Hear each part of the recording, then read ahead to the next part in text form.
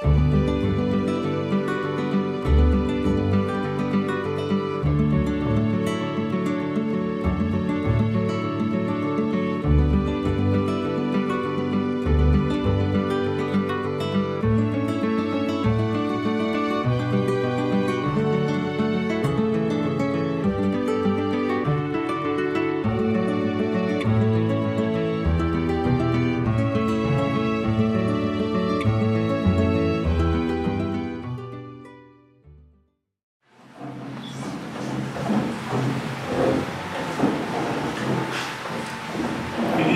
all know that independence was signaled not merely by the changing of a flag, the adopting of an anthem, national motto, and such other symbols of independence. I believe that, as some remarked, development is only valid if it is rooted in the cultural and historical experience of the people of the land being developed. And even as we've just come out of the celebration of our 52nd anniversary of independence, core part of the cultural and historical experience of Guyana, as captured in our national songs, in our anthem, would remind us, as the Estimating Commission put it just a few decades ago, of the vital importance of moral moorings without which a nation would be imperiled. In the Song of Guyana's Children, just to read two stanzas, written, as you might know, by William Hawley Bryant, then serving Congregational Minister. We sing, born in the land of Kaitio's shining splendor, land of the palm tree, the coat and fern, we would possess all the virtues and graces, be all the glory of goodness would learn. Born in the land where men sought El Dorado, land of the diamond and bright shining gold, we would build up by our faith, love, and the name of God's golden city, which never grows old. As we open in prayer, I will welcome you and thank you for being here, particularly members of the media. We are reminded that God is a God of wisdom, of might, of love, of compassion, and He teaches us the fear of God. We come to you in that spirit, invitational rather than confrontational, sharing truth in love. And it's my joy to ask Desmond Rogers, some know him in the context of communications, international relations, and those kinds of fields. He's coming to you today as a servant working within the body of Christ in this nation. Desmond Rogers.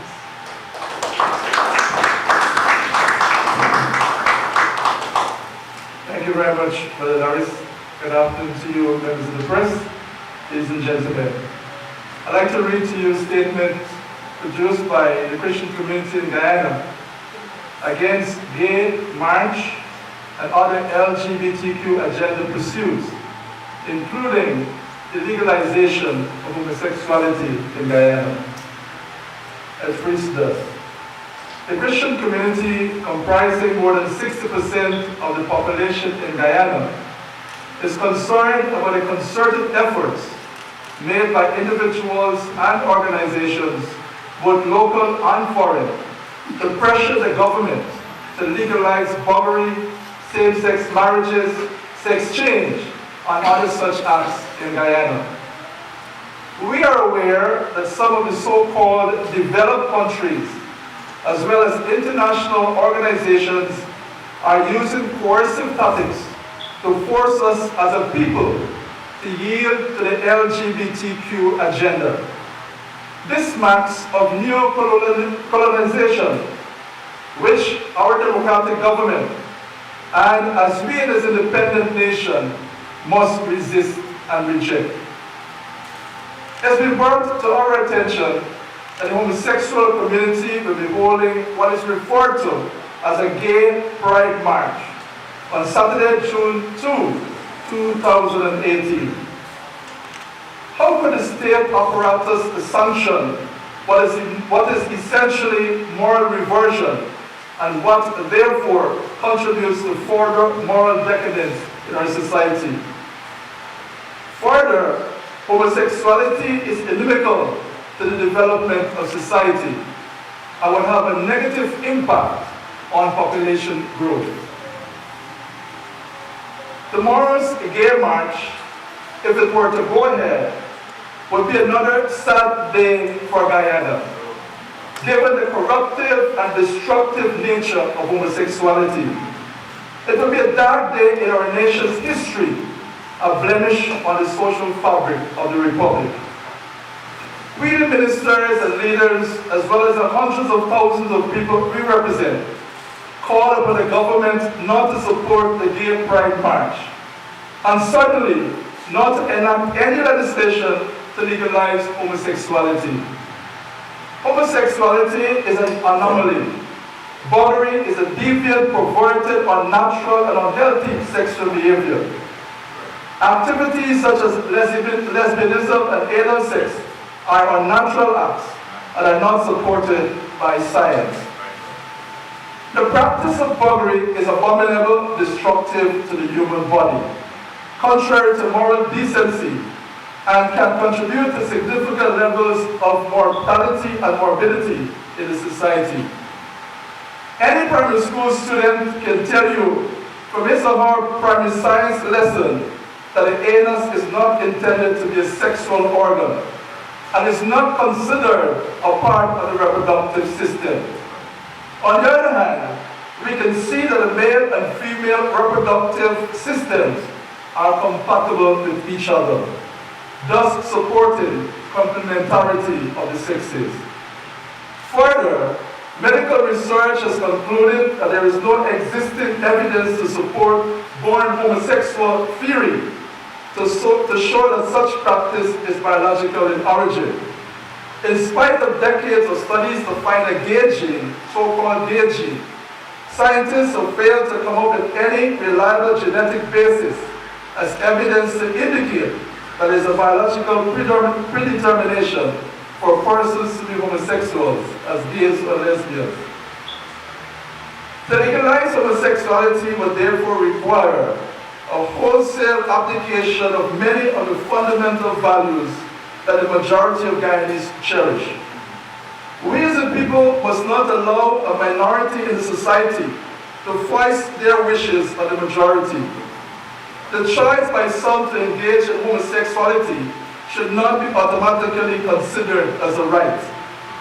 Proponents of the gay agenda would be hard-pressed to say what is the social good of homosexuality to the society if it were to be legalized. We must be aware that homosexuals enlist others in their cause by the strategy of gaining sympathy, by claiming discrimination. It is articulated in this way that says, and I quote, "In any campaign to win over the public, gays must be cast as victims in need of protection, so that the straights will be inclined to, by reflex, to assume the role of protector," end of quote. The campaign, the quote goes on, should not demand direct support for homosexual practices, but should instead take anti-discrimination as its theme. And this is taken from Marshall and Erastus, The Overhauling of Straight America, a Guide magazine, November 1987, pages 7 to 14. That strategy is only to get their way in order to enforce their agenda. If the Gay Pride March in Washington, D.C., held on April 25, 1993, is anything to go by, the gay agenda, as is pursued by the gay community in Guyana and elsewhere, is clear. 1. There's a demand for the repeal of all sodomy laws. There's a demand for the legalization of all forms of sexual perversion. There's a demand for public funds to cover sex change operations. There's a demand for the legalization and practice of same-sex marriages. There's a demand for legalization of adoption, custody, and foster care within the same-sex marriage structure. There's a demand for the deliberate inclusion of lesbians, homosexual men, bisexuals, and transgenders in education and child care. There's a demand for public funding of artificial insemination of lesbians. There's a restriction of freedom of religion and speech vis-a-vis teaching on homosexuality, and I would add, as is already the case on radio and TV in Canada. There's a demand that the Boy Scouts and Army be required to accept homosexuals. There's also a demand for the trend towards removal of God, even a mention of God from public life. From the foregoing demands, the gay agenda is clear: to normalize an ungodly, unholy, unhealthy lifestyle. The evidence abounds where the homosexual community, upon gaining their initial demands, then seek to impose their demands and prejudices upon others. It is public knowledge that in countries which have changed their laws to accommodate lifestyles which are contrary to the conscience and beliefs of people of faith, the rights and freedoms of people of faith have been taken away. We therefore call upon the government not to legalize homosexuality in Guyana. It is reasonable to expect that no government will implement policies and legitimize programs that are inimical to the nation's development and go against the morals and norms of its people. This statement is presented by the Georgetown Ministers' Fellowship, Friday, June 1, 2018. Ladies and gentlemen, having read that statement, I wish to say that my colleagues at the table will feel different aspects of your questions, and we therefore hand over to Laura Seymour, who will direct your questions and field comments from the media and from the audience at this time.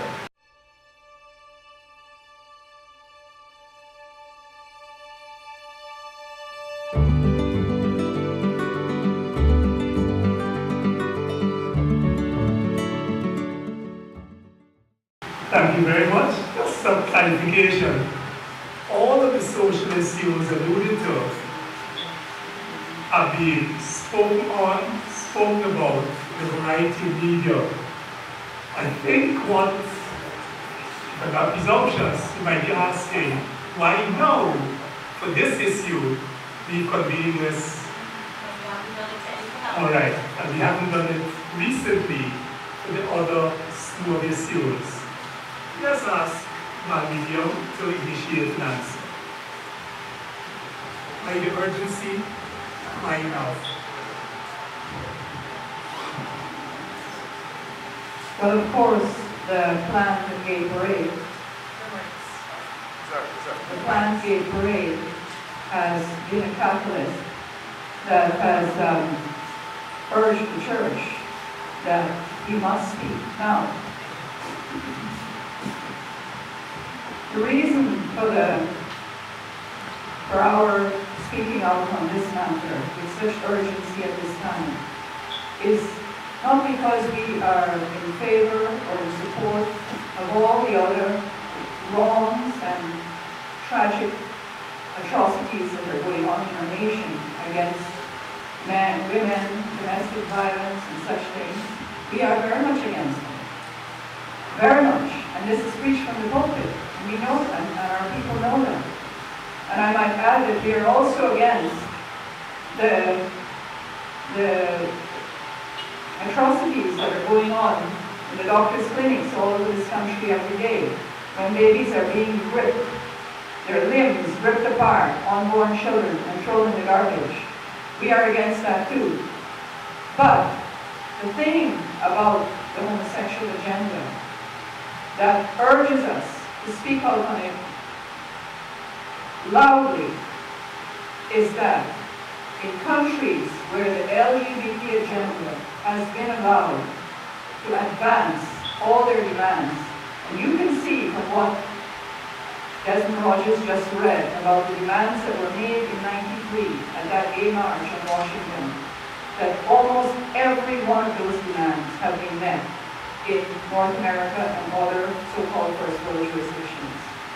And the result has been a loss of rights to people of faith, to people of decency, God-fearing people, a loss of freedom of speech, freedom of conscience, freedom of parental rights, freedom of religion. And this can be easily ascertained. I am quite happy to furnish you examples of this all over, where Christian businesses have been shut down because they would not cooperate with making a cake for a homosexual couple, even though they were willing to bake for them in any other circumstance, but not willing to put right, we support gay marriage on the cake. There are many other instances. Now in Canada, in Ontario, the Child Welfare Act has been amended, and parents can actually have their children, any child under 18, that wants, for example, hormone therapy to suppress their biological characteristics, or even if they want to have their genitals removed. Any person under 18 who does not want to, their parents will not cooperate with this, that is now equated with child abuse, and the authorities may take your child from you. And there are many other examples of where there's been a loss of freedoms for people of decency. Well, I guess they could continue, let me hear again from the floor. I think the question that was asked deserves the response that will be given, but there is something to be considered that I suppose the media has not paid attention to. I want to talk about the approval for the march and the context in which it is granted. The Gay Pride Parade is about the expression of sexuality. Our Constitution has given some guidelines and have legal boundaries, if you will, regarding matters of sexual expression. There is a specific item in our Constitution. This is the statute, 801352. Here's what it says. Any male person who in public or private commits or is party to the commission or procures or attempts to procure the commission by any male person or any act of gross indecency with another male person shall be guilty of a misdemeanor and liable to imprisonment for 2 years. The context in which the approval was given. The law does not allow for cross-dressing. The law does not allow for the activities which are normal in a pride parade. Further,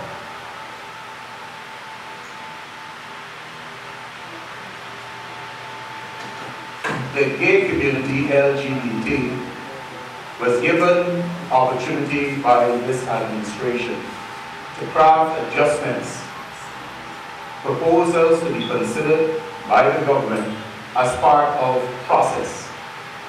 The intent, as I understand it, is that at some stage, their proposals would be considered as to whether or not they should be allowed into the laws of the country.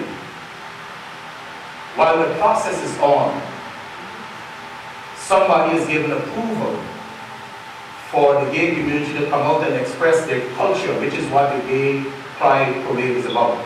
The culture, the lifestyle, the values of the gay community. So the approval for the march runs counter to the Constitution, the laws of Guyana currently. And we are concerned about that. We have every right to be concerned about all the other social items. But this one runs against the laws of our country. And if not spoken against, we have potential for several things. So, approval of the march violates due process, allows expressions of sexuality in violation of our laws. And that approval gives endorsement of a lifestyle and culture that is not in our laws. In other words, the approval of the parade is wrong. Shouldn't have been given.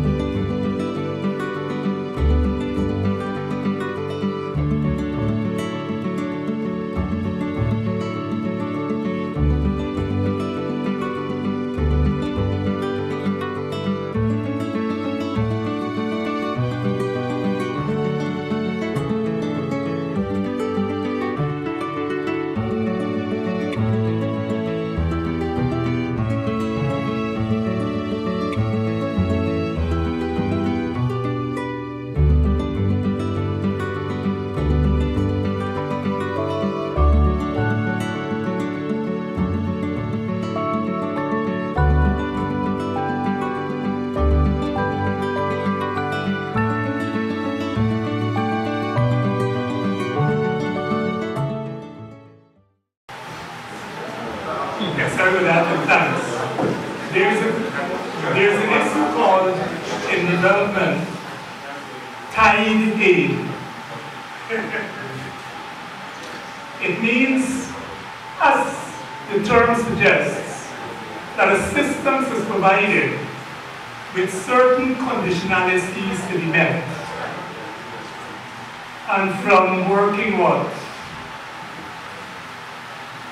25 years in development assistance, first with UNDP, then the regional projects on behalf of CARICOM, I am aware from first hand of the way in which the UN system, they've done tremendous work throughout the world, but there is an agenda that is no longer covert, it's very overt, very explicit from many of the agencies of the UN system.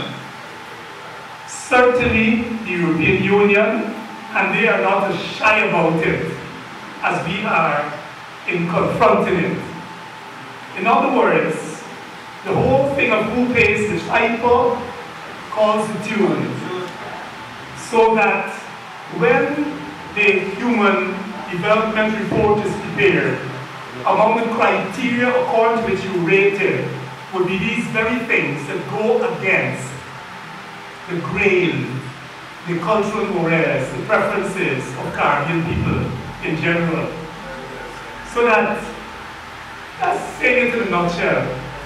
The conditionalities are very strong, and the issue is, as you give in, you find that the pressure is persistent over time, pervasive in its scope, and progressive in its impact.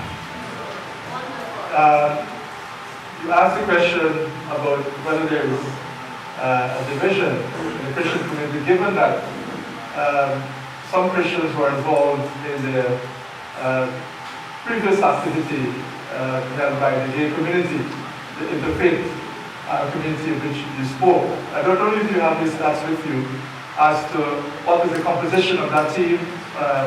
Were you there? Do you know how many persons were there? I was a fairly amount of persons. Fairly amount. There was a church service actually. Yes. We had like 4 to 5 denominations. I can tell you that the people who are here today represent far more than 4 to 5 denominations. Now, you know, just take a look at the audience. You'll see.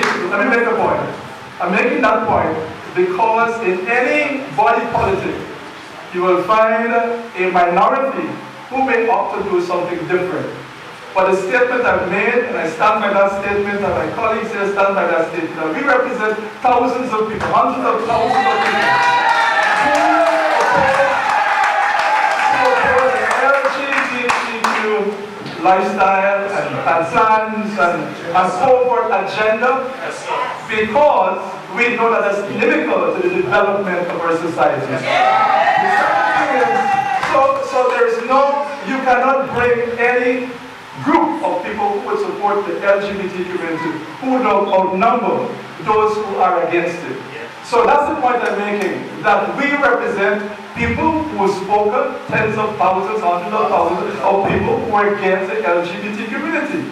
The thing that my dear friend had asked, agenda, the thing that my friend had asked earlier, you're asking why now? My question is why not?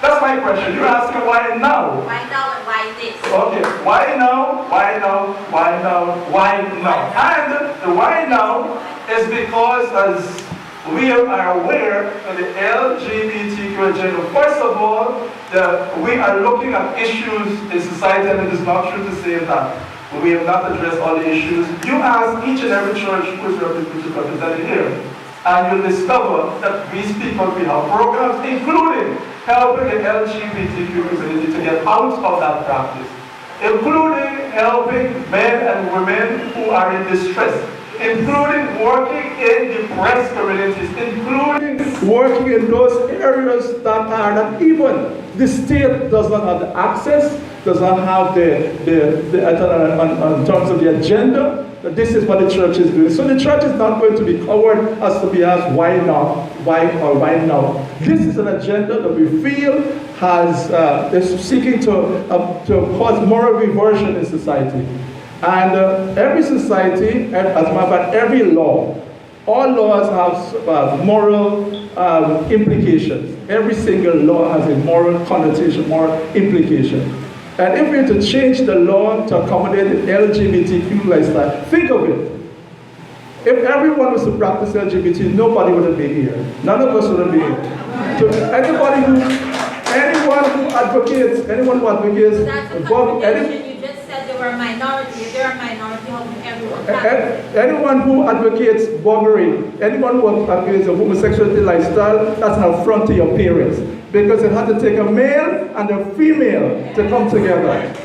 The LGBT community is asking for rights to adopt children. It takes a heterosexual couple to produce a child, and therefore homosexuality, no pun intended, is a dead-end lifestyle because of all the morbidity and mortality associated with this lifestyle. Therefore, because of our care and concern, while not overlooking the other issues, we are militant, we are vigilant, we are concerned, we are intentional about dealing with this issue because there are morals, there are norms, there are in society. And this is clearly, while abuse is wrong, and we spoke out against that, while theft is wrong, we spoke out against that, we declare that homosexuality is also wrong.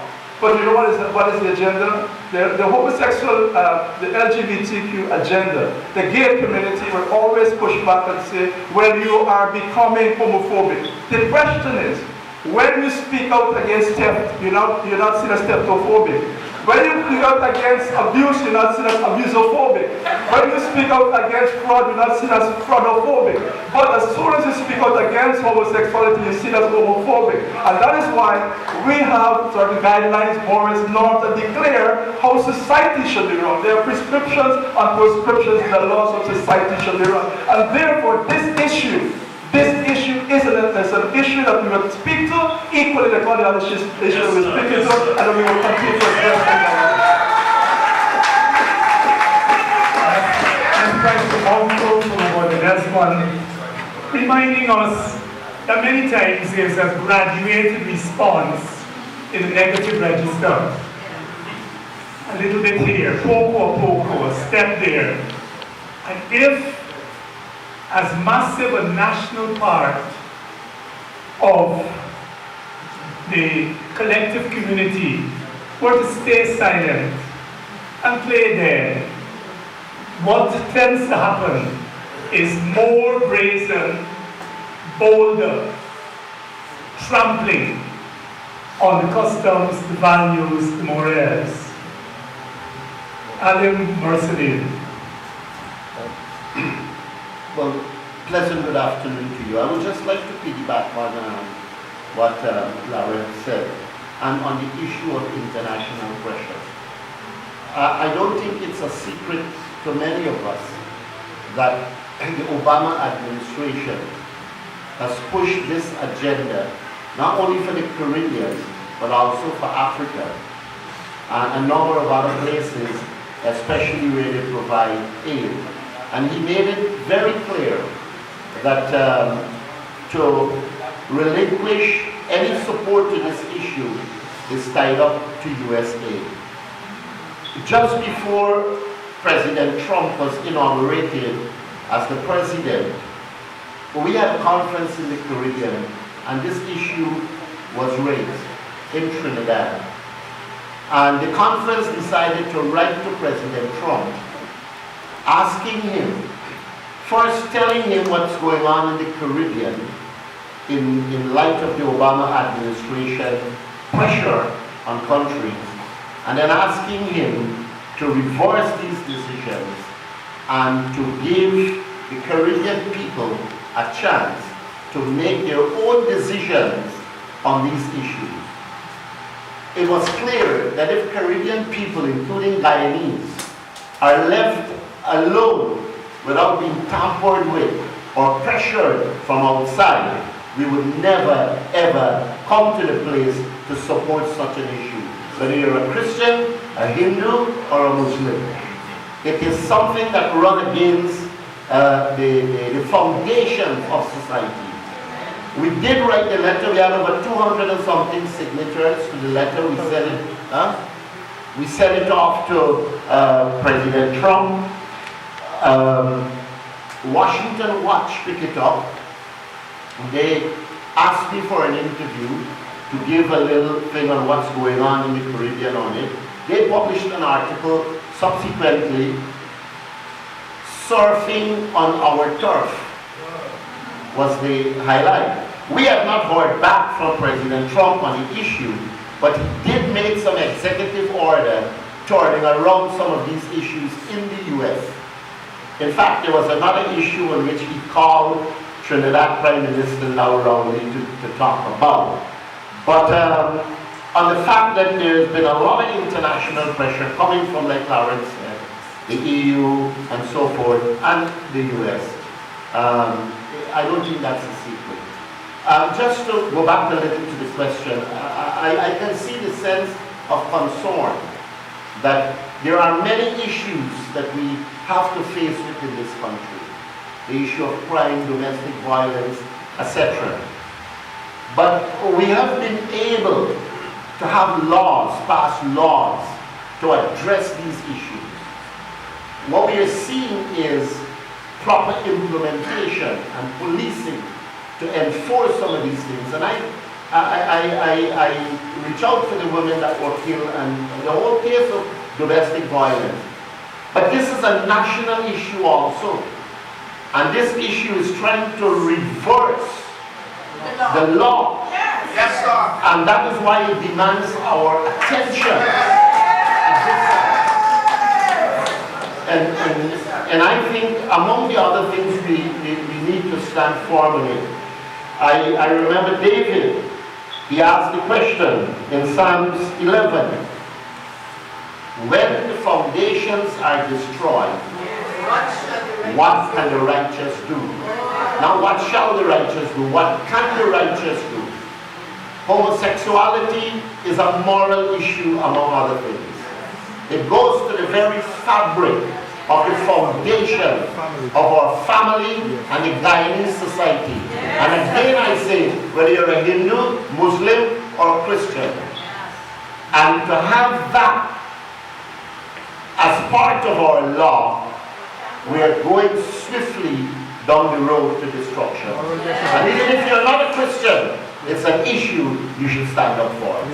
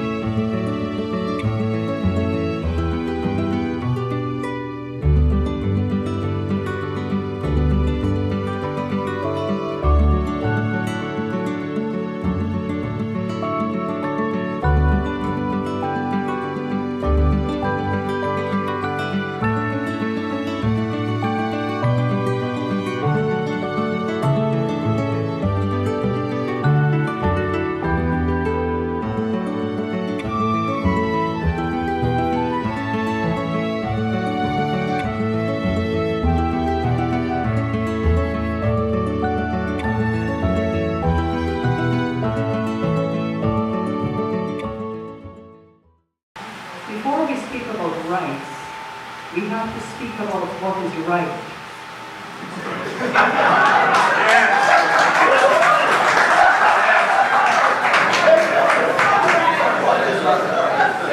It is a well-known principle of law. You cannot have a right to do what is wrong. For example, in Guyana, incest is a crime. You do not have a right, even if you're two adults, consenting adults, it is still, the society still use it as wrong to engage in sexual intimacy between a father and a child, between a parent and a child, a brother and sister, and so on. You don't have a right to do what is wrong. Homosexuality is an unnatural, destructive, abnormal act. It has no basis in nature. Only homosexuals seem to have ever heard or known of one dog penetrating another dog's anus. It is unheard of for all, even those who believe in all evolution and a millennia of years. This is not seen in nature. It has no basis in nature. It has no basis in science, because we clearly know from science the anus is an exit. It is not an entrance. It is not a sex organ. It has no basis in logic. Why would one person, one man, want to penetrate another person's anus? And I say that regardless of if it is a man or a woman's anus. It is equally unnatural and it is equally harmful. Thirdly, it has no basis in morality. It has no basis in health. This act of buggery is a very harmful and destructive act. Before I studied law, I was a nurse, and I can tell you that buggery results in people developing fistulas, hemorrhoids. The tissues are torn up, and because they're torn up, it gives the body it gives germs and a direct access into the bloodstream, hence the high incidence of STDs and HIV amongst homosexuals. It can even lead to homosexuals having to wear diapers because the sphincter, the muscle at the anus, has been destroyed, and they can no longer contain their excrement. And it can go so far as to lead to them having to have a colostomy and wear a bag on their abdomen because the anus has to be completely discarded. It cannot be used anymore. It's been ruined. What kind of people would support something like this?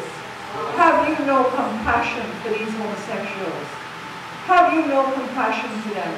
When you know that they're going to engage in such destructive acts, instead of trying to help them to come out of this lifestyle, you're going to instead propose that the act be legalized and be normalized through our laws.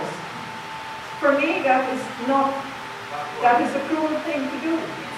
These people are not, these many people who are in a homosexual lifestyle, whether male or female, are victims of abuse in their childhood, victims of rejection and neglect in their childhood or in their early years, or they've been preyed upon as young people by homosexuals who have preyed upon them, given them gifts, groomed them so that they could draw them into this lifestyle, draw them into this practice, these practices. Don't you care about these people? This is not love. This is not compassion. We must help these people, not try to normalize what is so unhealthy. You know that amongst the homosexual community there's a very high level of violence, high level of HIV, of diseases, high level of suicide. Why do you think so? Because these are troubled people. These are unhappy people. They need our help. That is not the help they need to legalize these destructive practices. That is not the help they need. The New York City Gay Pride Parade is one of the largest in the world. And this year, at the end of the parade, the media expressed concern that a 10-year-old boy, his name is Napoleon Morales. He was their icon, their symbol. He's 10 years old. And he described himself and was promoted in the parade as a drag kid. It's interesting that the media, quote unquote, gay media and otherwise, objected strenuously. And therein lies the problem. The nature of homosexuality is that it does not have a moral base and boundary. And because of that, it recruits, as my sister said, from the next generation. It grooms. Our children, therefore, will inevitably be in trouble. That's the downside. The fix. What the homosexual community and the media needs to hear today is that the church is made up of people who once were gay, who once were homosexuals. The Bible says in Corinthians that such were some of you. Some Christians abused themselves with mankind, some were effeminate, some were catamites, and so on. But they were washed, says the Word of God.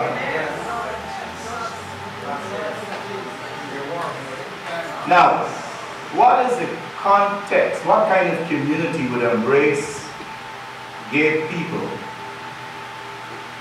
and wash them? What does it take to wash somebody whose lifestyle is contrary to the values of the church and the kingdom of God? How do you wash somebody who has medical issues like my sister just described? You can only do that in the love of Christ Jesus. And it is what the church does. Lovingly, deliberately, embracing, empowering, redeeming, relocating, and giving a chance for family and for regular life to men and women in this quality republic. I could cite several examples from the fellowship where I attend and others, where men and women who were abused, who abused others, are living straight and have family. Because there is power in the blood of the Lord Jesus Christ and in the provision of the grace of God, which the church is humbled to have the opportunity to represent to the needs of the people. Yes, sir.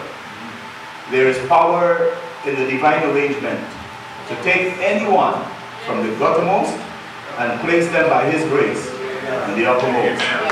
This is the message that we bring to our brothers and sisters who are struggling with same-sex attraction or distraction, people who are being violated and have identity confusion, which has happened, people who are promoting homosexuality as a legitimate lifestyle, and people who are angry with the church because they never knew that in the church, not only do you have people who have been redeemed and have changed, have been turned around by the grace of God, but you have a community that embraces and accepts and works with, I would recommend for this purpose the book Eternal Victim, Eternal Victor, written by Donnie McCrocken, who himself went through a number of the experiences that the gay community advanced as legitimate lifestyle practices, and who since has been turned around by the grace of God.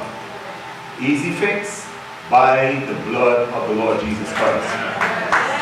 A few years ago, I was on a program sponsored, conducted here within the framework of NCN. It was before the current regime. And that issue of employment was raised. And when I mentioned, but how can you speak about discrimination in terms of employment when the highest, I think I said, a job in the upper echelons of this country is occupied by somebody who was reported to be not registered. The moderator said to me afterwards, "But Lawrence, you want me to lose my job?" She thought I was speaking of an employee of MCN in the public relations context. I won't call the name. The point is,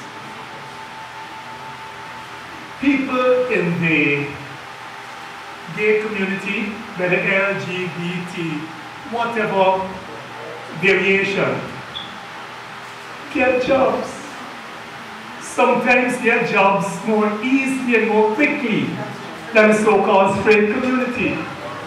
So the issue in Guyana, I don't know what elsewhere, in terms of economic opportunity, in terms of scope for social mobility, is not one that I think would really fly. Because as long as people have the requisite qualifications, and sometimes even without them, the jobs become available. So the whole issue of discrimination, I'm a victim, and the use of language to cause the folk who don't subscribe to the lifestyle to back off is, I think, a strategy of intimidation in itself and of discrimination. Because when you speak truth, is sometimes called hate speech. When you seek to reach out, is sometimes seen as imposing your values on others, no matter how invitational you are. We believe also, we heard that members of the LGBT community are talking about they would leverage their votes. But we want to say that the church also reserves that right to leverage its votes as well. So we're not going to think that in any country you go, don't be fooled. In any country, the Gallup poll, the Barnum poll in the USA will tell you that the homosexual community, those who declare themselves to be homosexual, are less than 5% of the population. So, in as much as they may have mainstream media, as much as they're involved in the entertainment industry and all of that, they have a public platform. The polls are suggesting all the time, and that the people who practice, who embrace, who espouse, who proclaim this lifestyle, they are in the minority. Here in Guyana, they're also in the minority. And therefore, we speak to the powers that be, that the church also has votes to leverage. And I want to say too that, as I hear that in this country, it is reasonable to expect that a government that has been a part of the social policy program is to give the greatest good to the greatest number, which is utilitarianism if you think of social public and public policy perspective, the greatest good for the greatest number. So we want to see where this will go as far as what will be delivered to the greatest number as far as the LGBTQ community is concerned. And I have this feeling that this government would not want to go down as we applaud their bees, their books, their bicycles, their boats, their breakfast, their buses, and so on. But I have a feeling that this government would not want to go down as their buggery legalization as part of their legal. Therefore, we call upon the government government to take a stand, to declare, to proclaim, and to express the fact that the church has spoken, the church will continue to speak. Because like abortion, like rape, like abuse of all forms, homosexuality needs to be addressed, and we do not believe that we should legalize it. But my final colleague would make the final point. Thank you. With regards to the way forward, the churches, the goal of the church, Christian church, and I believe many others, is to preserve our rights. Our rights to raise our children with our values. Our rights to protect our children from being preyed upon, from having their minds corrupted in the schools with teachings that things that are clearly unnatural and immoral. We want to preserve the right to protect them from being told that such things are right. We want to preserve the right to speak out against wrong, all kinds of wrong, but in this context, homosexuality. I spoke of the rights that have been lost in some countries where the homosexual agenda has been given free rein. It is no longer possible in some jurisdictions for preachers to preach what the Bible says about homosexuality. We want to preserve that right to say that homosexuality is wrong. We want to preserve that has now become categorized as a crime called hate speech. And if a person should choose to speak out against it or to criticize any aspect of the homosexual lifestyle, they can be liable to heavy fines. We want to also preserve the right to be able to help homosexuals to come out of this lifestyle that is so harmful to them. That in some jurisdictions, for example Ontario, and presently California is seeking to pass such a law, it's called conversion therapy, and it is a crime. In Ontario, Canada, if anyone seeks to change someone under 18, even if they should come to you and want counseling, help to come out of this lifestyle, that is a crime. It's called conversion therapy. We want to preserve the right to be able to help people who are caught in a homosexual lifestyle. We want to preserve heterosexual rights, the rights of decent people. Do you know that in some jurisdictions in the world, because it is this premise, this fallacy, this narrative, that if a man thinks he's a woman, he's a woman, and if if a woman thinks she's a man, she's a man. Because that has been promulgated and even codified in the laws, if you as a parent were in a bathroom or in a change room at the swimming pool with your little children, let's say a woman is there in a woman's bathroom with her little children, a man can come in completely naked, even if he has not had his male genitalia removed, and walk around displaying his male genitalia, and you cannot say anything about it. You cannot object. You cannot even indicate your disfavor and disapproval. It is a crime. We want to preserve that right, that this will not happen in Guyana. Our bathrooms will be safe places. Our change rooms will be safe places for our women and for our children. We want to guard against the redefining of the term democracy. Democracy has relentlessly and insidiously been redefined to mean the rule of the minority. That is not democracy. I could ask my colleagues here who have degrees in public policy. Perhaps they can speak better to that. We do not want to be ruled by the minority in this country.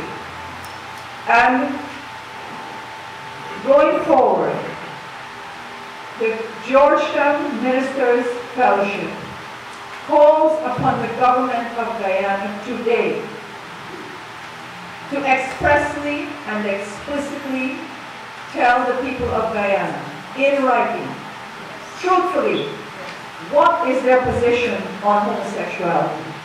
Do they consider it a normal lifestyle to be approved of and supported and advanced in our society? Or do they consider it abnormal?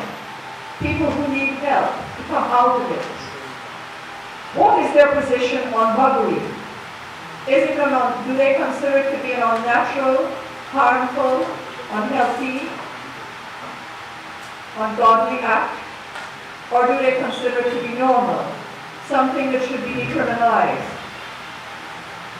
In view of the recent pronouncements by the Minister of Education and the GPU, the Teachers Union, in support of homosexuality, we want to know expressly and explicitly now from our government, does this mean that the narrative that homosexuality is something normal, healthy, even desirable, is that going to be included in our curricula? Are the minds of our children going to be turned towards this? We want to know this. We want to know it expressly and explicitly and truthfully now from our government. They owe it to the Guyanese people to tell them how they really feel and what is their position on this. The specific issue for which we convened this press conference, to which you responded so readily in your numbers. I want to thank you so much for your time, for your attention, for your views, even if they are slightly different from ours. As we said at the start, we proceed in truth, in love, in clarity, in compassion, and we go forward with a strategy encompassing prayer, parenting, and family values, proclamation of God's truth, attention to public policy formulation, as well as political activism, including a continued interface with our political leaders, and completion of a process started some months ago, where we want to raise thousands upon thousands of signatures in the signature campaign, and then present from the community which the Stats Bureau and the Census says is by far the largest group in our body politic. Thank you so very much, and God bless you.